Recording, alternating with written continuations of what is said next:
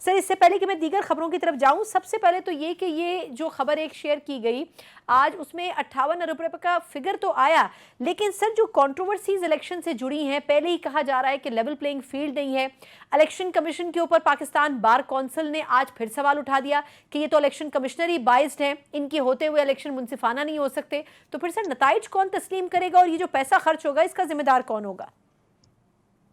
देखिए, बात यह है कि जहां तक अखराजात का ताल्लुक है, वो तो कोई शक नहीं है कि बहुत ज्यादा अखराजात होते हैं हर साल, हर इलेक्शन में उनमें इजाफा हम देख रहे हैं।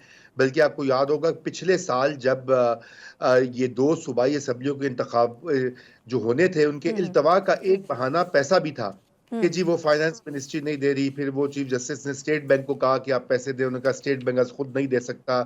तो वो तो है, लेकिन इस वक्त अखराजात इतना बड़ा इशू नहीं है। मैं आपको सच्ची बात ही बताऊं कि अखराजात एक सेकेंडरी मसला, सानवी मसला है।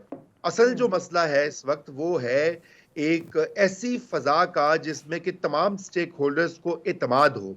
सारी सियासी पार्टियां जो हैं बिशमूल पाकिस्तान तहरीक इंसाफ और पाकिस्तान पीपल्स पार्टी जो ज्यादा नुक्ता चीनी कर रही हैं कि भाई इस तरह का माहौल हो कि जहां पर एक फेयर इंतखाबात का इन्नेकाद हो सके। वहां पे यकीनन कुछ मसाइल बिल्कुल सामने दिखाई दे रहे हैं। एक तो हमने ये देखा है कि आप अफसरान की जो तैनाती है उसके ऊपर भी मसला है। इस्लामाबाद के डीसी पर इतराजात उठे हैं। आज अहद मिर्जा को इलेक्शन कमीशन ने फारिग कर दिया, लेकिन बड़ी देर से किया। अगर अगर उन्होंने यही फैसला करना था तो पहले कर लेते। इतनी भी क्या मसला था। अच्छा, फिर उसके अलावा और भी फवाद साहब का केस है, वो गालिबन कुछ ही दिन का फैसला भी हो जाएगा। वो भी तारीख रखी है इलेक्शन कमीशन ने। अगरचे कि फवाद साहब जो हैं वो पिछली गवर्नमेंट में, शहबाज शरीफ की नहीं, गवर्नमेंट में लेकिन नहीं थे। रूमी साहब, आपने खुद ही अब एक सवाल उठाया, मुझे इस पे एक ज़िमनी सवाल करने की इजाज़त दें। सर, ये जो अहद चीमा साहब को हटाया गया, मैंने पिछले सेगमेंट में भी यही बात की कि ये एक काका खेल साहब एक एडवोकेट हैं, इन्होंने दरखास्त दायर की। ये जो तमाम पॉलिटिकल पार्टीज़ हैं पाकिस्तान की, ये क्या सोई हुई थी? इनको नहीं पता था कि जब हुकूमत आ रही है उसमें यही अहद चीमा है, यही तौकीर शाह साहब हैं, यही फवाद हसन फवाद साहब हैं, तो उस वक्त इनको नहीं पता था जो people's party level playing field ना मिलने का इल्ज़ाम लगा रही है, ये क्यों नहीं कोर्ट में चले गए सर इन लोगों के खिलाफ? इन्होंने ये खबर या ये बात क्यों डाइजेस्ट की? और अब जब बिल्कुल इलेक्शन का टाइम आ गया तो अब ये इसके ऊपर रिजर्वेशन उठा रहे हैं।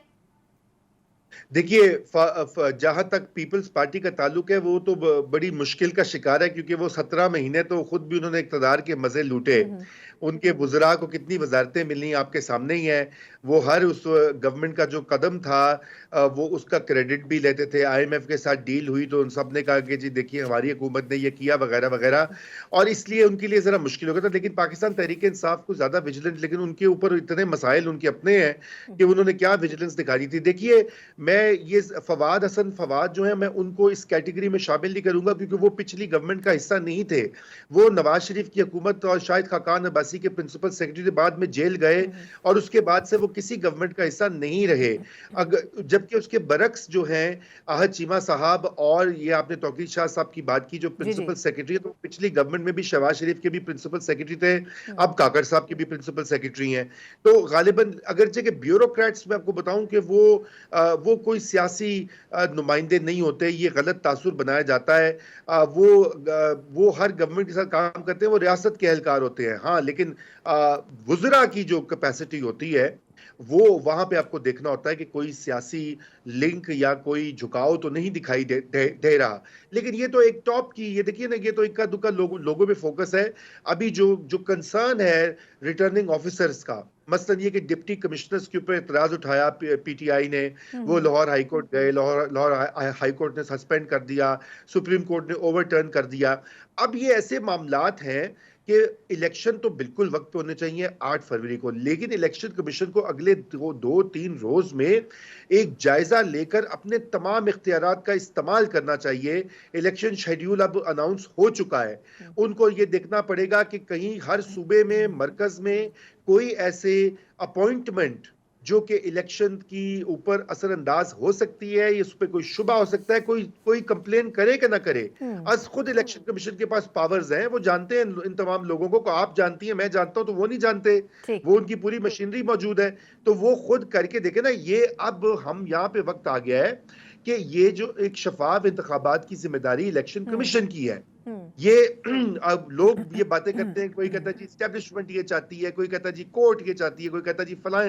असल जो इदारा है आइन के तहत, जिसके पास इख्तियारात भी हैं, अगर वो अपने इख्तियारात का इस्तेमाल करे, बिल्कुल सही करे। अगर वो नहीं कर रहा तो उनसे पूछा जाए आप क्यों नहीं कर रहे, आप अच्छा क्यों नहीं नहीं